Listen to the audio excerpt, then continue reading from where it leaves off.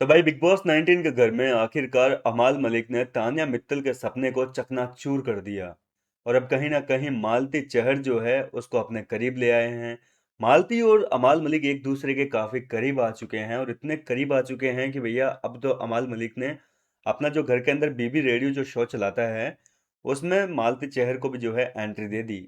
दोनों मिलकर अब बीबी शो चलाने लगे हैं जो कि काफी शॉकिंग चीज है यार। मतलब आज ही घर के अंदर अमाल मलिक ने जो है तान्या मित्तल के आंसू निकाले हैं, उसके ऊपर इतने आरोप लगाए हैं टास्क के दौरान जिसकी कोई सीमा नहीं है। मतलब कि इतने आरोप कि तान्या मित्तल के आंसू निकल आए थे। तान्या मित्तल घर के अंदर बिल्कुल अकेली पड़ चुकी है और तान्या काफी हर्ट हुई है। देखो तान्या को ऐसा कोई रुला नहीं सकता, ये तो आप भी जानते हैं। तान्या को रुलाना इतना ज्यादा आसान नहीं है। तान्या रोती है तो खुद जानबूझ के रोती है, उसको पता है कि कहाँ मुझे रोना है, कहाँ हंसना है, कहाँ क्या करना है। लेकिन किसी की बातों से हर्ट होकर तान्या जो है बहुत कम रोती है।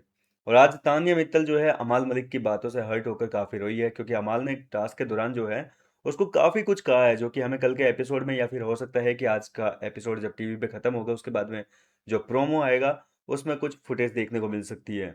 कल के एपिसोड में पूरा देखने को मिलेगा कि आखिर अमाल ने ऐसी कौन सी बातें बोल दी है तान्या मित्तल को, ऐसी क्या क्या चीजें बोल दी है जो कि उसके दिल को छू गई है। एक तरीके से अमाल मलिक ने पूरी तरीके से तान्या का पत्ता काट दिया है, ना तो उसके साथ में कोई दोस्ती रहेगी ना ही कोई कनेक्शन। घर वाले भी काफी खिलाफ हो चुके हैं अमाल मलिक के, कह रहे हैं कि भाई जब तक जरूरत थी तान्या की, जब तक चाय पानी चाहिए था, इलायची पानी चाहिए था, तब तक तो तान्या का इस्तेमाल किया और अब चाय में गिरी मक्खी की तरह निकाल के उसको फेंक दिया। ये बात फरहाना और नीलम ने बोली है कि यार अमाल ने बहुत बुरा किया है आज। अब देखो तान्या को निकालने के बाद में अमाल ने जो है कहीं ना कहीं मालती के साथ में अपनी नजदीकियां बढ़ानी शुरू कर दी है।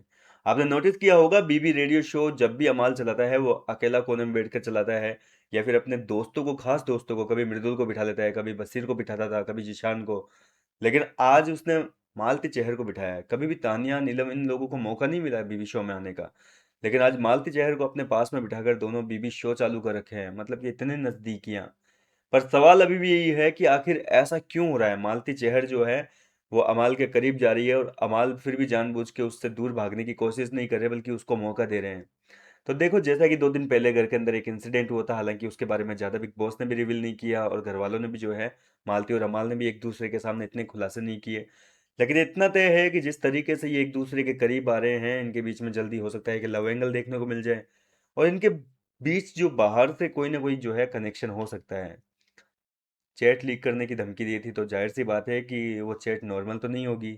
कुछ ना कुछ उसमें ऐसा शॉकिंग चीज़ होगी जो कि भैया सामने आ जाए तो चिट्ठे खुल जाए।